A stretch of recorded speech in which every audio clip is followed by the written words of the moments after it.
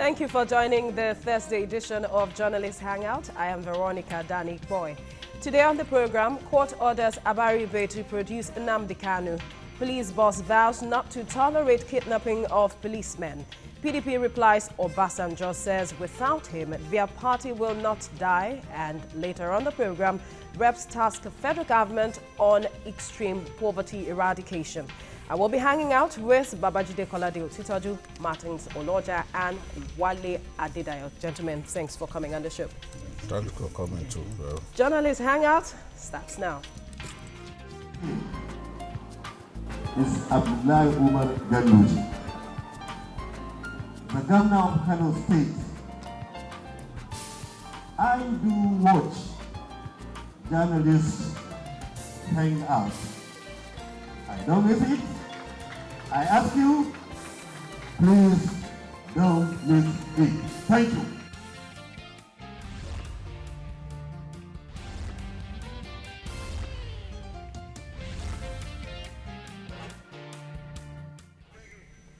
All right, Nnamdi Kanu of the indigenous people of Biafra, that's IPOB, is a man of character. First, he claimed to be a liberator and later became a Jew. But when it was time to test the strength of his cause, he simply disappeared into thin air. Today, it is not so difficult to tell exactly the kind of character that Nnamdi Kanu is. In April, Senator Abaribe and two others fell for his character. They stood surety for him, but now they might either take his place in jail or lose their bail bond. A federal high court in Abuja has ordered them to appear before it on November the 20th to explain the whereabouts of Kanu. Now, where is Nnamdi Kanu? I'll start with you, Jide. I don't know if you have an answer to that question, but... I'm not a shorty. And I could never have agreed to be a shorty for a man like that. So how did Senator Abaribe find himself in this quagmire? I'm sure he didn't think or see this coming. Yes, Abaribe probably wanted to give himself some form of immortality amongst Easterners. You know, he stepped forward to be counted. And at that time, many people were happy that he offered to be Kanu's shorty, so that at least Kanu can get out of detention and hopefully respect the laws of Nigeria and generally behave himself. But as it turned out, the moment Kanu came out and he saw that so many people had already in their hearts made him a hero, he decided to overstep the bounds of decency and began to act in a way that was really disturbing to the people who did their best to get him out of detention. You will recall that Abaribe himself said that he called him, along with others on August 23rd, called him to a meeting and said that, look, they told him to his face that he was not conforming to his bail conditions and that he should learn to respect the laws of Nigeria. And after that, the last time Abaribe spoke to him was September 11, which was the same day that the army allegedly stormed his house. So since then, according to him, nobody has seen Kanu, nobody knows where he is. And we are hearing stories that some are even saying that the army has killed him. No matter what you say about the Nigerian army, it's not an army full of saints. It's probably known for being harsh on people. But I don't think the Nigerian army will be so irresponsible as to go and take the life of someone like Kanu. No matter what they have done in the past, I don't think they can go to that extent. So my own feeling is that Kanu is somewhere hiding, either outside Nigeria or outside of Nigeria. And My advice to him is to come out of hiding and let this whole drama come to an end. All right, Martin, so speaking about the army, some say that it was when the army invaded his home that Nnamdi Kanu somewhat disappeared. And possibly he could have been in court if not the fact that the army invaded his home. Yes, and I think that's a discussion point. Because if you have listened to some lawyers that have talked about this issue, that is a point at which they talk about frustration of a bail bond. Because there was a date for him to appear in court. Yeah. And this date was known to the authorities. But mysteriously, on 11th September, they invaded his residence, and we've seen images of gunshots and what have you. And since that time, nobody has had any soundbite. Nobody has seen him. He has not signed any statement. He has not spoken to anybody. And the courts are now asking, where is Nnamdi Kanu? And then some three men, 100 million naira.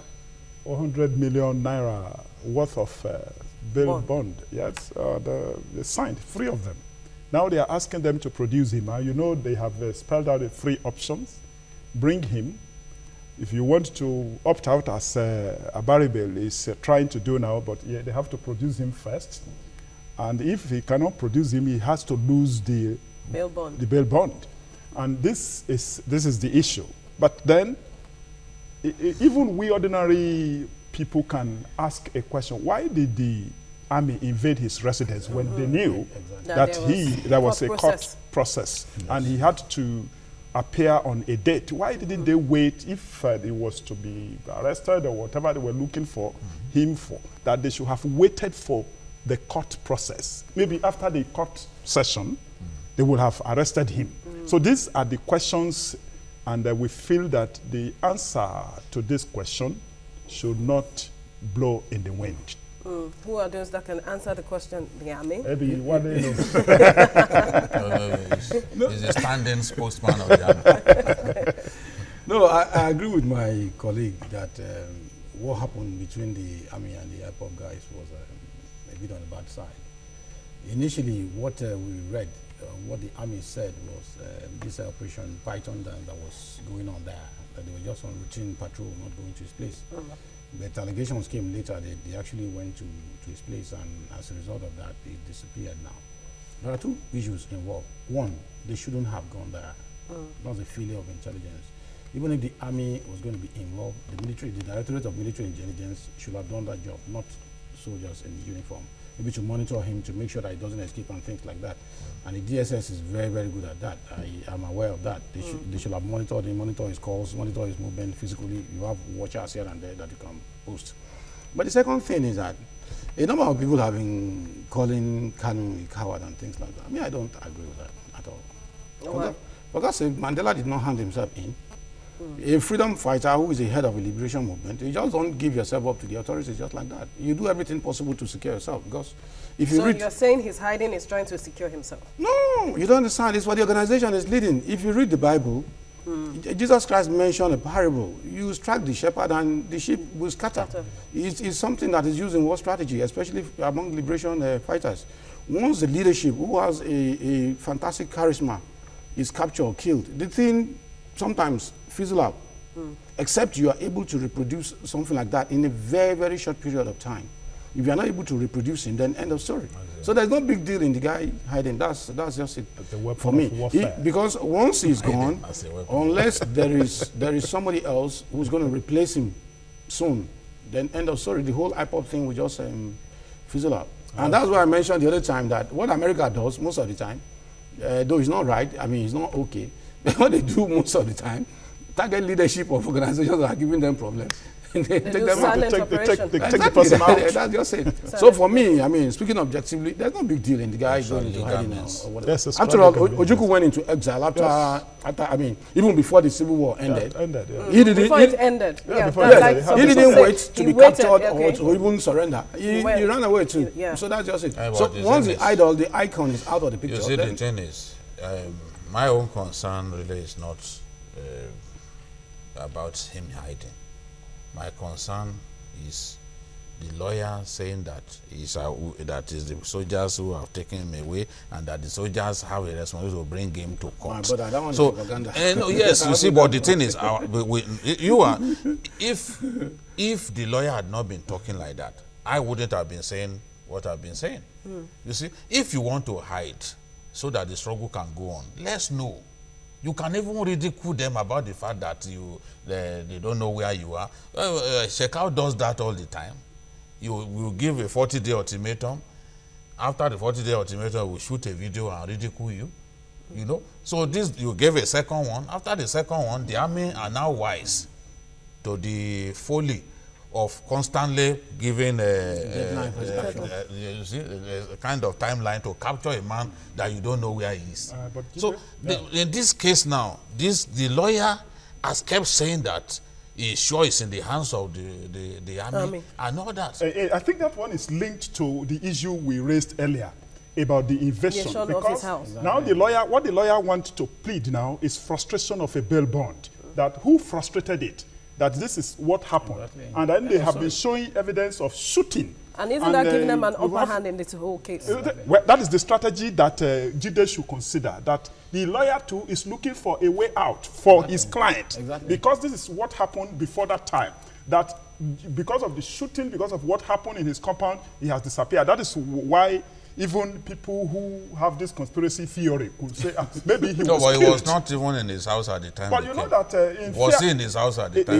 We have to examine certain process that it's all propaganda. Before this time, why are you taking propaganda so seriously? The guy was not hiding. Yes, before now, he wasn't hiding. He wasn't hiding. He wasn't in the bush. But once war was brought to his door, once war was brought to his door, but will you have decided if you were no, it was wrong. It was wrong for them to have invaded his house. No, you see, the thing is, I've said from the beginning that our handling of Kanu's matter was wrong. Yes, we made a hero. We made a hero out of an insignificant fellow. I've said it from the beginning that we would regret it. And then you see, keeping him that long also gave him got the empathy he wanted. A profile. Yes. But even right now, to counter the lawyer's narrative, the army and most likely the DSS helping the army, because I know that the DSS have better capability in that regard than the army. They have to put the lawyers up in their own game in this propaganda business, that the army may have killed him or they are keeping him somewhere, this and that. Going on an operation like that, the PR people, I mean, I'm talking about the intelligence people now, not the normal PR people who issue press statements. Their military intelligence people ought to be part of that operation. In fact, they are the first people who ought to be on ground. The interagency rivalry will not even have. The army, they have their own intelligence people. They have their own intelligence people. They are supposed to be on ground even before the uniform people get there. They are even the ones that are supposed to provide them with information. All right. Whatever scenario we examine here will also have to be examined before your lordship. Exactly. In the court. That this is what happened, because they have been talking about frustration of a process. That this is the process that was in place. The guy but didn't Nnamdi go himself into had, hiding. broken all the. These are the look at the list of bail bonds. Yes, he had broken. At the time, he even, as I said elsewhere, on another platform. You know, when they gave him this bail bond, he signed this bail bond. They signed for him, and at a time, even people from the southeast were asking for his arrest. He was not arrested. When he started, they told him, don't hold rallies. He started holding rallies. They left him alone. Shouldn't be amongst more than 10 persons. Not grant interviews. Must not be in a crowd of more than 10 people. He must provide free shot. One shortage must be blah, blah, blah. You know, when he started because they reaching felt this that thing, moving against him could become bloody. Because you will always find him in groups of hundreds of people. And they didn't want to do something that would lead to bloodshed. Remember that even Colonel Dangiwa Umar also warned against rearresting him.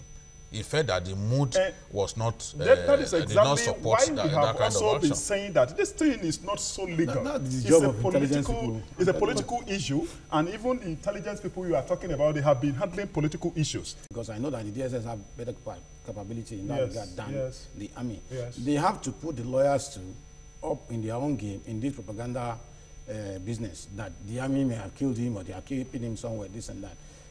Going on an operation like that, the PR people, I mean, I'm talking about the intelligence people now, not the normal PR people who issue press statements. Their military intelligence people ought to be part of that operation. In fact, they are the first people who ought to be on ground. The interagency rivalry will not even have. No. The army, they have their own intelligence people. They have their own intelligence people. They are supposed to be on ground even before the uniform people get there. They are even the ones that are supposed to provide them with information. All right. Whatever scenario we examine here will also have to be examined before your lordship. Exactly. In the court. That this is what happened, because they have been talking about frustration of a process. That this is the process that was in place. The guy but didn't Nnamdi go himself into had, hiding. broken all the... these are the, look at the list of bail bonds. Yes, he had broken... At the time, he even, as I said elsewhere, on another platform, you know, when they gave him this bail bond, he signed this bail bond, they signed for him, and at a time, even people from the southeast were asking for his arrest. He was not arrested. When he started, they told him, don't hold rallies. He started holding rallies. They left him alone. Shouldn't be amongst more than 10 persons. Not grant interviews. Must not be in a crowd of more than 10 people. He must provide free shot. One shortage must be blah, blah, blah. You know, when he started because they felt that moving against him could become bloody. Because you will always find him in groups of hundreds of people. And they didn't want to do something that would lead to bloodshed. Remember that even Colonel Dangiwa Umar also warned against rearresting him. He felt that the mood was not that is exactly did not support why that, we have that kind also of action. been saying that this thing is not so legal. It's a political issue, and even the intelligence people you are talking about, they have been handling political issues. Exactly. They are there not only for the protection of people in power, to gather intelligence that will help even the political process. They gather intelligence to advise the chief strategy was wrong. The strategy from the beginning and even the culmination. After signing this thing, that's a way they can talk to him, because you cannot be higher, you cannot be bigger in your country. And as Lord Denny said, be ye ever so high, the law is above you. Be ye ever so high, the law is above you. So what happens now? He does not read such people, and they will not listen to such gentlemen, looking forward now. People, full of intelligent people, very educated people, and then they study strategy, they know what to do with it at such a time like this. You know that political coloration of this case is there. No, that's why I said they need to go back to the drawing board. And that's why I'm coming to the question of looking forward now. What options are available to both sides in terms of Senator Abaribe? What options are open to him? Give him more time. Maybe during that time, Kanu will be found. And what happens if Kanu is not found? No. I don't think Senator Abaribe, if he has a good lawyer, I don't think there is any big deal about this, because already the government messed up itself now. They went to frustration of a process. Because in the first place, Abaribe is not the one that will enforce these bill conditions. It is the responsibility of government, either the judiciary or the law enforcement agents, to enforce these bill conditions. The matter is not about enforcement of bill conditions. The matter is where he is. No. She's talking about the way forward. That's the reason the thing is, the way forward is the question is where. How do we see him? Two issues: Abaribe and Kanu himself. The thing is, I don't think there's any big deal about Abaribe if he has a good lawyer. Because for God's sake, the federal government fucked itself up. That's what has happened. End of story. That's what the lawyer can argue that successfully. That's what the question is. That you can frustrate the process. It's part of legal defense. All right. If Kanu still have process, the love of the country at heart, that is Nigeria, which he has denounced it does not seem several times. Of course, Nigeria is you understand now? Then he needs to show up. But on the other hand, too, whether he likes it or not, one, I mean, if you want separation for the Southeast or something like restructuring or regionalism or whatever for the Southeast, you cannot do it outside of what is currently on ground by virtue of the 1999 Constitution. So he has to, whether he likes it or not, to show face. End of story. Because without that, there are 5 states or so in the Southeast. The South has associated themselves from Biafra. The leadership there. Now, there is no international body you go to Without your House of Reps members, without your senators, without your governors, without your House of Assembly members, nobody will listen to you out there. All right. Catalonia, the Quickly, regional governor Jude, there, your was contribution. very We much need to move involved forward in what from they this were doing. topic. Jude, your contribution, your final take on this topic. I'm convinced that Kanu is hiding somewhere, and he needs to come out. He needs to come out. He wanted a referendum. Referendum is not recognized by the Nigerian Constitution, so we couldn't have given him a referendum. So now, whatever you want to achieve within the Nigerian state, you can still achieve it through peaceful means, not by labeling people zoo managers, calling our president Sudanese and all that. You can still achieve your aim. We just saw what Buhari did now by approving the payment of pension to even Biafran soldiers. So police. you see, Biafran police, you know. So you can still, the Easterners can still achieve their aim in a structured Nigeria, which each and every one of us should play his part in ensuring that we achieve at the end of the day. So I believe that it can still, there is a better future for him in our country if he steps out of hiding. I believe that he should not, he should continue to, I believe that the shepherd should not leave the sheep in the way that he has done. All right, Martins, we need to quickly move forward. Definitely, I believe that even the leadership of this country should regard this as a political settlement issue. That it is not more of a judicial issue. It's a political issue now consumed and nurtured by demand for federalism, demand for devolution, demand for regionalism, demand for this, the demand for that. So it's a political issue that should be settled in a political manner. A father, that he is the father of the nation. Okay, moving on now. Today, kidnapping has taken a brazen dimension in Nigeria. Ordinarily, the police would have come to mind as the first defense of the people when confronted by the menace. But the story is fast becoming hopeless.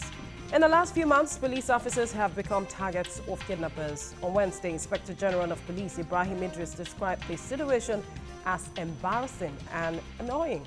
He urged policemen to be careful and ensure that protecting themselves is key and paramount. But critics say the police chief should not just wish the situation away by empty rhetorics, but roll out a clearly defined action plan. Will Nigerians ever get an effective police? Asatutu Wali. Well, you know, I was laughing while you were talking, and my reason is simple. Ordinarily, the citizens expect the police to protect them from kidnappers. Now, kidnappers are picking on policemen. So who is going to protect anybody? But I think use OPC to protect. No, I think the challenge really is that I don't think the kidnapping really is a problem. It depends on the category of policemen that are being kidnapped. It is possible the kidnappers have seen some policemen in the same category as they see politicians. Maybe because of their postings, maybe because of some jobs outside of their normal law enforcement duties they've been doing before. Because before you are kidnapped, directly or indirectly, the kidnapper is sure that you have a lot of money to pay. It's not just a question of kidnapping for fun. There will be ransom demands. So if there's going to be ransom demand, that presupposes that the guy has some things stashed somewhere. Yeah, exactly. Because I can't imagine, I mean, as the generality of the police usually complain that the welfare is poor, blah, blah, blah, and so on. So if some categories of policemen are being kidnapped, then beyond the law enforcement angle targeting the kidnappers, I think the IG too needs to look more at his men. The category of policemen who are being kidnapped. Why? Because for me as a journalist, the first question is why? It's not just a question of ransom now. I mean, it's not just a question of just ordinary ransom. But ordinarily, we expect that the average policeman is not doing well financially. So, and if a kidnapper is going after them, that means there is something they stand to gain from that in terms of cash. So where is the cash coming from? All right, but Martins, high command. Category or not, this shouldn't be happening. The police force, you're talking about security personnel here, being kidnapped. You know that this is a very bad story. Because when you are traveling at such a time like this, anywhere you go, when you see policemen around, when you see police vehicles, you feel secure, you feel very happy that yes, it is well.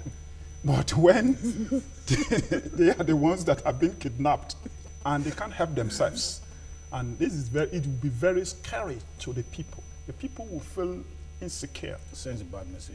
It sends a very bad message to the people that we are not secure in this country. And going to the question whether Nigeria will ever get effective police, just yesterday at the editorial board meeting, there was this story of police, which tells the story of how it can be done. One of our big men just talked one terrible thing about what happened through the police, that the police didn't do well. And then again, 2 professors who are members of the editorial board, 2 very senior professors, one a woman, another one a man. I don't want to give particular, but just the message. They gave good testimonies of what police did. One of the professors said, even this one police officer like that helped him to a place in a traffic and helped him for more than 20 minutes to get out of a log jam. And at the end of the day, he was so impressed that he gave the police 10,000 naira. And the person says, thank you very much, sir. Didn't know him. Didn't know that this is a professor, an old professor. Like that. The man said he just started weeping. Oh. And then he didn't touch the money. He didn't touch the money. And then another one talked about even waved a woman, a professor. These are not frivolous people. Waved her own handset that I just recovered this handset after 3 months. I did not see the police officers through this RRS. I sent a message to them, and they have been dealing with me on phone, and they recovered my phone from the person who stole it. I need to bring Jide in now. That they are, in other words, when you look at these stories, you discover that if you actually reform, you equip the police force, it can work. Because they always work well when they go for international peacekeeping operations. But this one now that you are kidnapping them shows that something is wrong with the foundation. The foundation. Something is wrong with the foundation. I need to bring Jide in now. Looking at the IGP is telling them that they need to protect themselves first. And when you read between the lines, does that really talk about intelligence gathering in terms of looking beyond your nose? Kidnappers can strike anytime. Because even the man living near your house, next to you, your house help can even be the one behind your kidnap. I remember Governor Dixon, when he was in the House of Reps, his PA arranged the kidnap of his mother. So in such a situation, strategies, security strategies, intelligence gathering and all that is thrown out the door. What we are talking about is policemen, according to the IG, policemen, especially those, because they are not kidnapping lowly policemen, they are kidnapping policemen from the rank of ACP, Assistant Commissioner of Police, DPOs and all that. So these are people that they are kidnapping. And he's saying that, look, how can you, a DPO with all the policemen at your disposal, how can you not be able to protect yourself? And the IG is saying that the man who was kidnapped in Zamfara, who was on holiday and was traveling alone. So he's saying that policemen need to take precautions, protect themselves as they move around and all that. So that is the point that he's making. The shame of it all is that the people who have a responsibility to protect you and I are themselves vulnerable to being kidnapped. So, but he is saying that they must protect themselves. You have no business protecting other people without protecting yourself. You don't think that because you are a policeman, you are insulated against kidnappers. So kidnappers have taken the war to the door of the police. That's a challenge. That is the thing. So if you are saying, oh, we are going to wipe out, and the IG in the last few months has been talking about the need to wipe out these boys. He's been talking about the need to make the law more punitive. So the guys have now said, okay, you are coming after us, so we are not going to wait. We are taking the door to you. So it is designed now to really unsettle the IG and to show that even these people are vulnerable. So for us, the IG's concern should not even just be about his own people. What is the national strategy against kidnapping? The Senate just passed the law whereby you get 30 years if you collude with a kidnapper. And if a kidnapper, if someone dies in the hands of a kidnapper, it's death penalty. So, but the laws are not enough. The laws are not enough the strategies must be watertight. The strategies must ensure that it's extremely difficult for kidnappers to get away with kidnapping. It is at that time that Nigerians will be able to sit back and say, yes, we are winning the war. I suggested here some time ago that there should be a national emergency because kidnapping has now become a national crime. Every part of Nigeria, kidnapping is taking place. Fulanis, who in the past just busied themselves with their cattle, have now taken to kidnapping. Or 4 people, they've taken to kidnapping now. Everywhere, most of the most recent kidnap cases, even in the south, were carried out by Fulanis. So it's like no tribe now in Nigeria sees the other tribe as capable of even monopolizing the art of kidnapping. They too are doing it. You go to look at the Kaduna Expressway, Kaduna Abuja. Yeah. It has become a dangerous place. Now, when the IG descended on that highway, they moved to Katsina and began to kill. Even in the south, were carried out by Fulanis. So it's like no tribe now in Nigeria sees the other tribe as capable of even monopolizing the art of kidnapping. They too are doing it. You go to look at the Kaduna Expressway, Kaduna Abuja. Yeah. It has become a dangerous place. Now, when the IG descended on that highway, they moved to Katsina and began to kidnap people. So it's already now a national problem, and we must solve the problem. What are your solutions you're proffering, Martin? You know, this issue, every week, anywhere people are gathered about this, either criminality, crime, management, whatever, we talk about this police. So many reports on how police, you know, that the scary story about this thing is what he just said and what we started with, that if police themselves are not protected and they are not secure, to the extent that the IG was telling them now they should secure themselves. If they secure themselves, it means that we cannot be secure. If they concentrate on only themselves.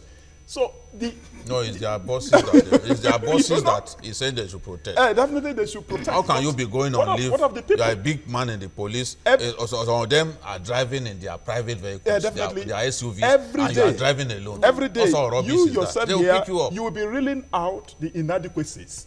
When we deal with police, we go to a police station, sometimes they don't have paper to even record your case. You look at the rickety vehicles they use sometimes. Yeah, you find some good ones in Lagos alone.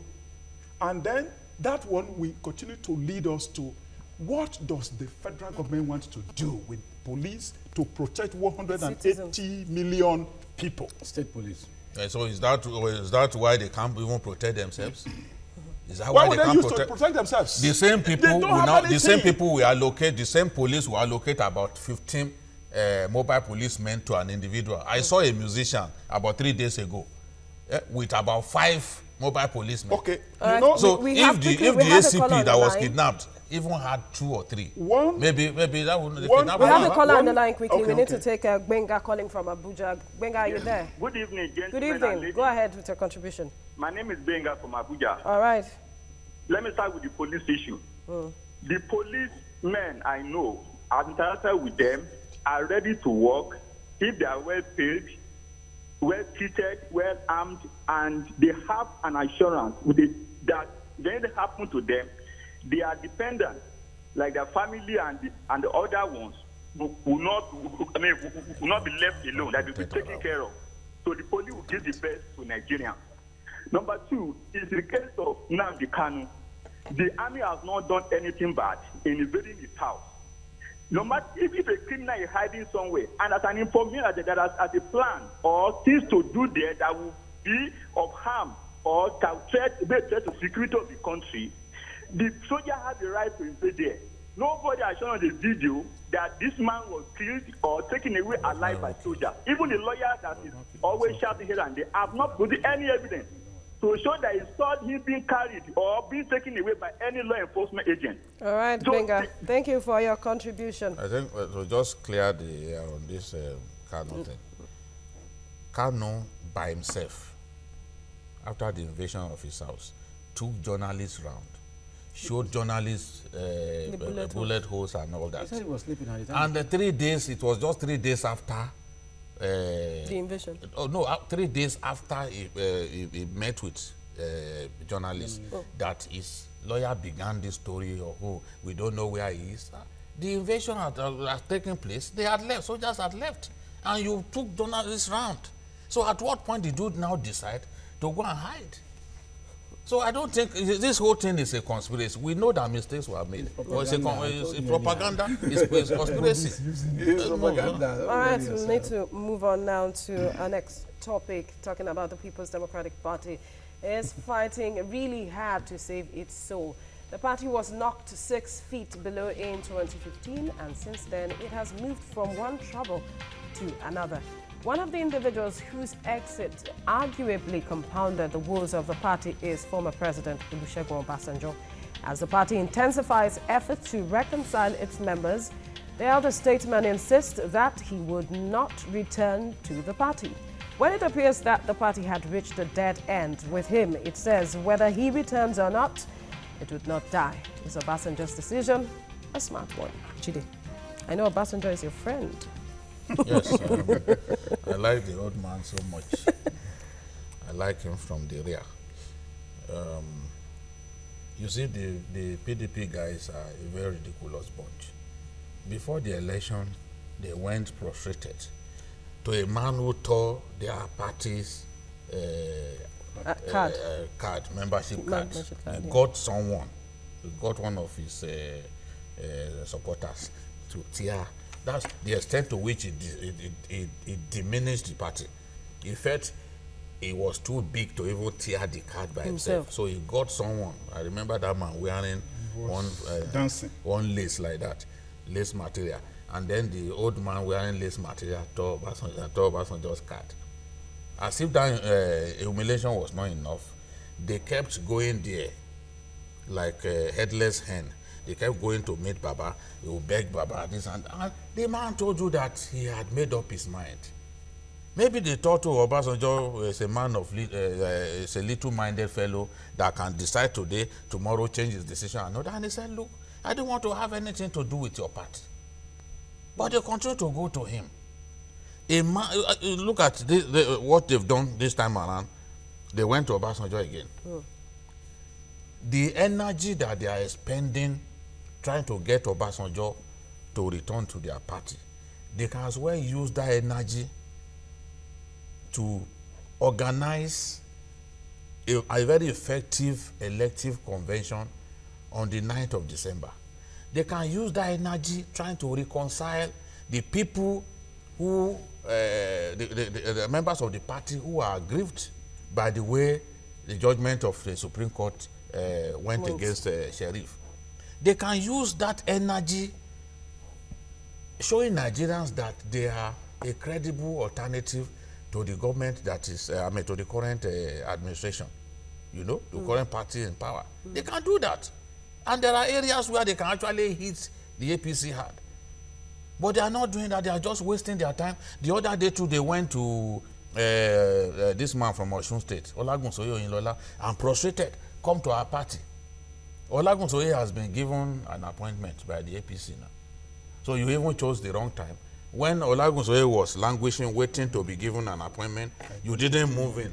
It was after the party, the government had given him something, that you now decided that you wanted him back in the PDP. I mean, and look at the way Obasanjo ran the show.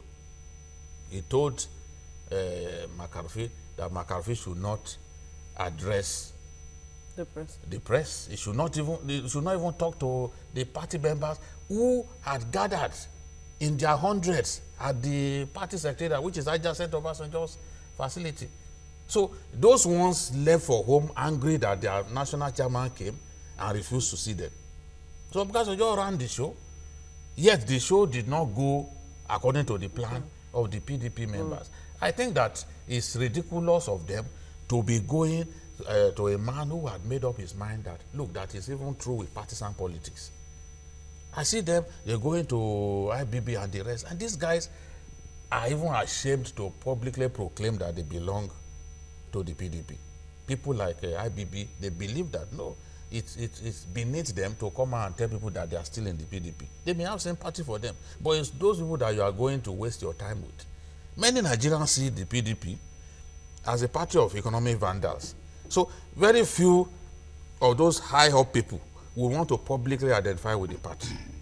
Unless the current administration self-destructs up to that point that they can now say, what do we do?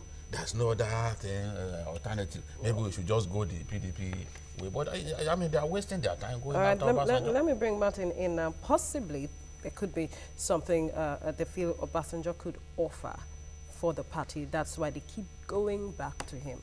What's his political capital at this point? Well, you know that as a former president, two-term president, he, a former head of state, before he was elected, is a big man. And Obasanjo is a very credible person. There is a sense in which you can say that he is one of the last few men standing. And he believes in Nigeria, is very hardworking. Most of the world leaders know him. And anytime they want to do something at AU level, even the Queen's mother, and they wanted to do a legacy in Africa, the ambassador that they chose. He's a very credible person.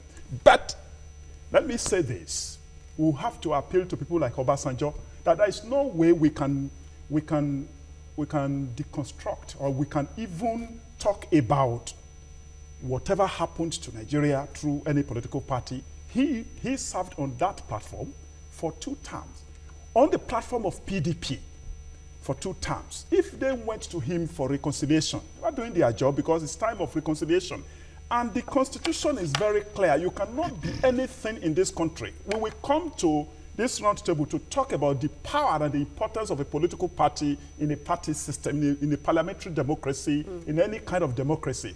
The political party is very important. I agree with Jide that instead of wasting their time begging that an Obasanjo, they should embark on some damage control measures that will enable more credible people to come to the party. Because that is what we would like political parties. Some of us are already writing. We have started writing and appealing to people to come to this 2019 because elections have consequences.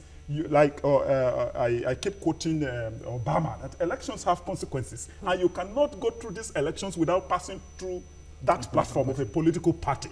And that's why they need to reconcile, they need to reorganize, they need to regain credibility before we can get people to join. Having said that one, President Obasanjo will have to take part of the blame of why we are where we are, because he has used that platform. Whatever he wants to do, if they destroy the party, fine.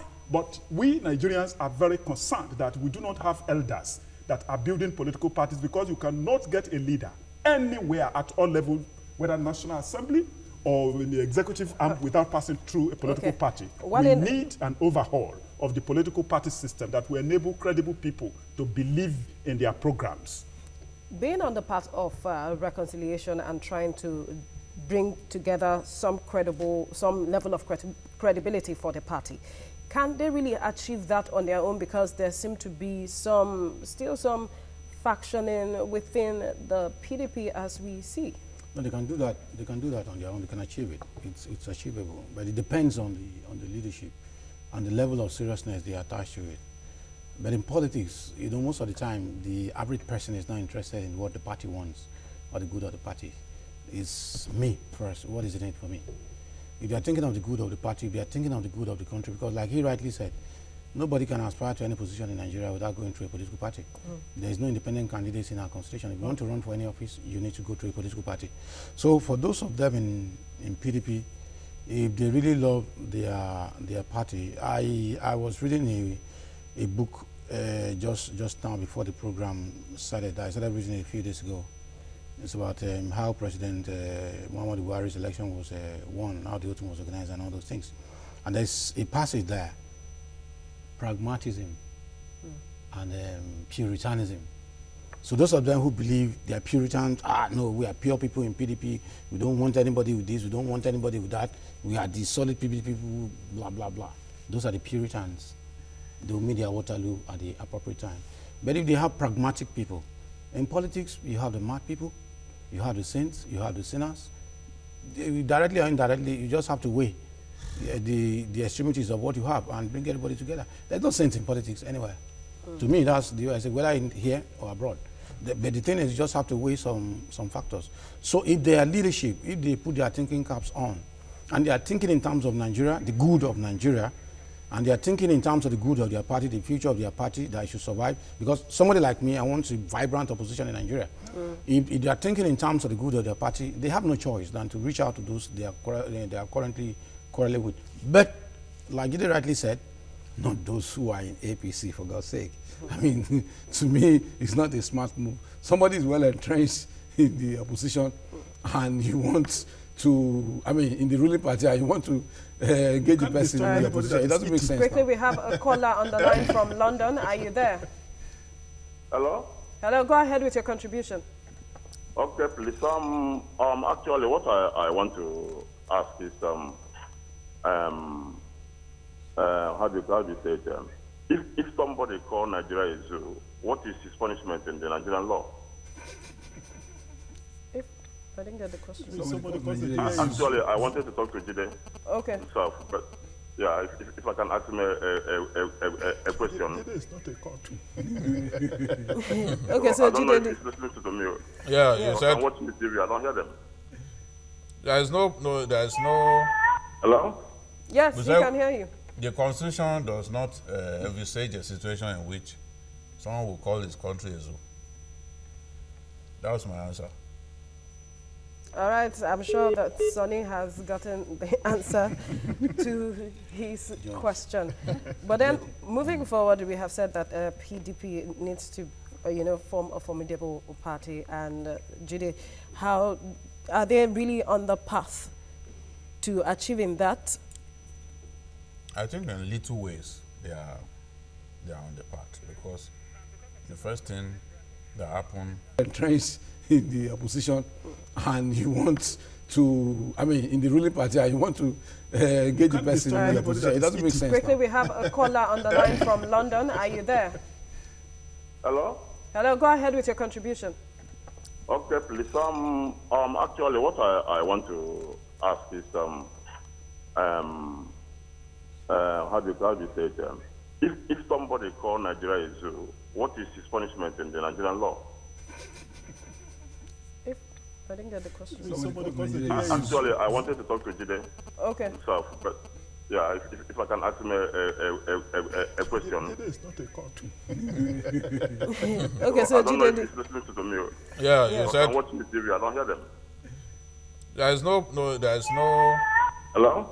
yes, We we said- can hear you. The constitution does not envisage a situation in which someone will call his country a zoo. That was my answer. All right, I'm sure that Sonny has gotten the answer to his question. But then, moving forward, we have said that PDP needs to, form a formidable party. And Jide, how are they really on the path to achieving that? I think in little ways they are on the path, because the first thing that happened, I mean, the victory for McCarthy was a good omen, because the mainstream PDP is with him. It's like more than 80% of the PDP members were with him. So it was good that he won that judicial battle. And then they've made preparations for their convention. It's very important, because we've not even seen the APC show signs that they too can have that kind of convention. No, to even hold meetings is a problem. So I think they are on the right path. I just don't want them to distract themselves and make themselves look foolish by going after an old man who has told them repeatedly that he will not. On the 3rd of September this year, Sheriff went to Obasanjo, and Obasanjo said, see, you will be the undertaker of the PDP. So he doesn't even have any good words to say about this party anymore. All right. So yet you continue to go to him and expend needless energy. Okay, so let's move forward now. There is hunger in Nigeria, and Nigerians are sinking into desperate poverty. The story of some people is that of hopelessness. It is no longer bizarre to hear of parents using their kids as collateral for a bag of rice. One of the fastest growing businesses on the streets today is begging for alms. On Tuesday, the House of Representatives called on the federal government to implement programs aimed at tackling extreme poverty in the country. How did we get here, Judy, to this point? Well, we've had a succession of bad leaders. We've also had weak institutions. So corruption ensures that money that ought to be spent on infrastructure that can actually help stimulate our economy goes into private pockets. So government can come up with the right policies that will stimulate growth and development in our country. For example, we were talking, I think some days back, we were talking about taxation and all that, and I was talking about the need to pay taxes until Fowler came onto the national scene. We were just behaving like, look, there's no need to tax people. And recently, a big company was invaded because they would not pay tax. And guess what? The company was weighing more than 20 billion in taxes. Wow. So how can a country grow like that? Because elsewhere, even taxes alone, money from taxes alone are used to run the country. Some of these countries that you see, they don't have mineral resources, but they get by. And with people's taxes, they're able to provide the needs of the people. You shouldn't bother about educating your children, for example, because government will take care of that. We had a governor in this state who claimed that education in Nigeria is the cheapest. Of course, by the limit of his exposure, he would think like that. But we know that Scandinavian countries, for example, education is free to at every level. And there are Nigerians now who are running to Canada and all those because they know that it also offers them an opportunity to train their children, you know, for little or nothing. But here we are, workers don't get paid on time. Because when they are talking about this poverty, workers don't get paid on time. Some are being owed up to 9 months salary, 7 months salary. The pensioners in Kogi State, some pensioners are being owed 22 months. I know people. So these are the things deepening poverty in our country. Every Nigerian ought to feel that this is a country for me. But we are not saying that. We are not saying that. Now, Wale, as deep as poverty has eaten into the fabrics of the society, can we really find a solution and trying to eradicate it, no matter the measures we come up with? I don't think, to me, honestly speaking, it might look as if one is trivializing the issue. I don't think there's a big deal to it. How do you mean? Well, about the so-called extreme poverty. What I see here is too much concentration on the federal government. Inequality? No, in terms of blames. Oh. For God's sake, you have local governments there.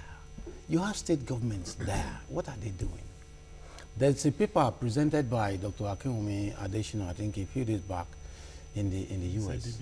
And he was saying something that the largest expanse of arable land in the whole of the world is in Africa. When you are talking about Africa, for God's sake, you have to pick Nigeria. First. Go to the average local government, for God's sake. There's land there, plenty. What are we doing with it? The first thing... But access to it is a problem. No. People are not given the rights to farm. You don't just go and pick a land. You don't understand. Farming. It's not you that pick the land. That's what I'm talking about. The governments. The local government, for instance, what are they doing? What authority do you need from anybody to encourage people to go into farming? Look, Local governments do not have the autonomy. such control over land. No, I'm not saying they should. No, did they wait? So how do people even access the land that you're talking about? That's the question she's asking. Wait now. There is hardly anybody in this country who is from somewhere who doesn't have one farm or land or somewhere.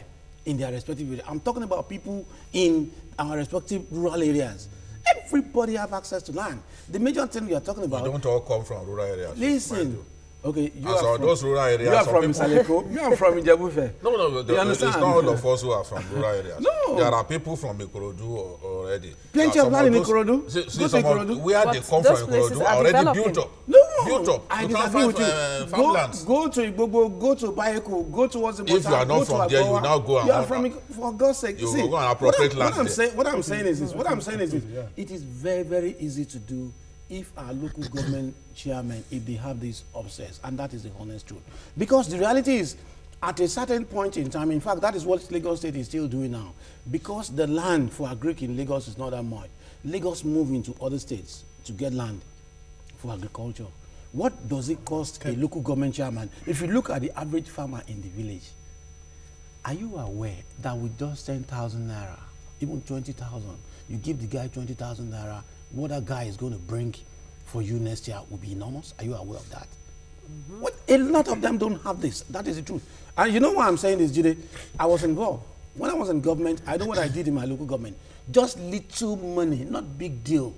Just gather them together and make sure that these are the people who are really into it. For God's sake, they have the database of these people. If they don't have it, it's very, very easy for them to get it. It's not everything all the time. It's not, family alone cannot take Nigerians out of poverty. That alone, famine alone, will take a substantial number of our people out of poverty. Right, and that is we have to discuss this thing. You know, we are talking about subsistence farming.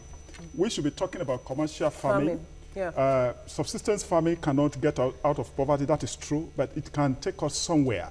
But you know, let's not trivialize it, really. It's a very important issue, poverty. But in my own problem with the concept, it is conceptually wrong for the House of Representatives people to be talking about federal government. Are they not part of federal government? They are the ones that even make the law. They are the ones that appropriate funds. Why would they talk about federal government? Who is the former the suspended SGF? Who is the presidency? Who is the federal government? They are part of the federal government. But you know, conceptually, in 2005, there was a document. It is not an academic document, needs document. And they talked about simple things. They talked about educational institutions improvement. They talked about how you build skills of people to be able to work in the industry, SMEs. If you do not have all those things like that, we're talking about the big picture, Abuja federal government, we will not get out of it. Whereas we have these SMEs, we keep reading about how they are doing this in Bangladesh, how they are doing it in Singapore, how they are doing it in China. What's the way forward? Because we are running out of time. Unfortunately, definitely, what we are talking about that we never talked about here, this issue of federalism, to get people to be able to exploit potential that is available everywhere. Definitely, I'm from a village. And when I go to the village, you see green everywhere. But nobody is telling the like Osagbe Moloko. I don't know how you can interpret that. They are not farmers. All the potential farmers or whatever are in the city. In the city. And I believe that I think we need to discuss this thing really. We need to even improve the educational institutions to be able to give skills to people to get to work in the industries in such a way that we get to employ themselves. That is SMEs. We have SMEDAN that is largely redundant there. At the federal level, we don't have such things in many state you know that very soon the Bank of Agric will wind up. And these are banks that should actually provide credit for farmers and all this low level. You know, we also need something like that from MDG to SDG and MDG, extreme poverty. We have problems. We have problems merely taking to farming, because I hear people wax lyrical about farming. Taking to farming. Merely taking to farming will not solve the problem. Even the people in the East, for example, they don't have enough land for everyone who wants to farm. Okay, I'm afraid we'll have to wrap up the program at this point, but I must thank you, gentlemen, for coming on the show. Well, that's all on Journalist Hangout. Join us tomorrow for another interesting episode of the program. Watch the repeat broadcast tonight at 11. You can also watch Journalist Hangout on our other platforms showing on the screen and on YouTube at youtube.com/TVC News Nigeria. Our feedback channel is Journalist Hangout at tvcnews.tv. I am Veronica Danny Boy. Bye for now, and God bless Nigeria.